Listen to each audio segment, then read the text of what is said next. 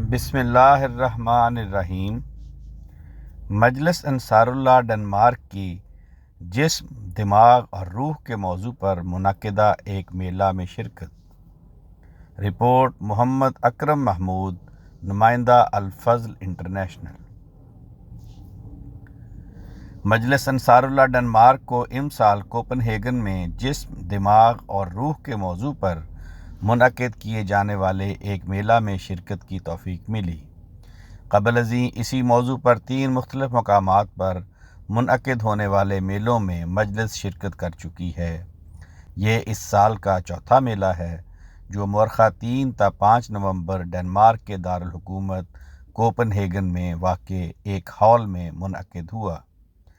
یہاں 60 سے زائد اداروں نے مختلف سٹالز لگائے، جن میں مختلف عیسائی چرچ، بدھسٹ اور دیگر تنظیموں کے نمائندے موجود تھے۔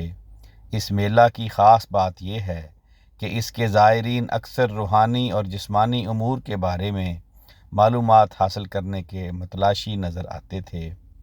5 انصار، 3 خدام اور 6 ممبرات لجنہ ایمائلہ نے مختلف اوقات میں سٹال پر ڈیوٹیاں دیں اور سٹال پر آنے والے مہمانان کو اسلام احمدیت کا پیغام پہنچاتے رہے۔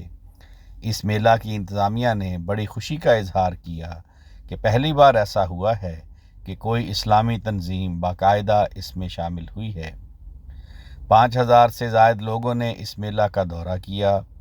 ہال میں داخلہ کے لیے 120 کرونز کا ٹکٹ مقرر تھا۔ یہ تبلیغی سٹال بہت کامیاب رہا۔ کئی احباب نے قرآن کریم خریدا۔ مختلف جماعتی لٹریچر تقسیم کیا گیا۔ الحمدللہ۔ آواز رانا عرفان شہزاد، لندن۔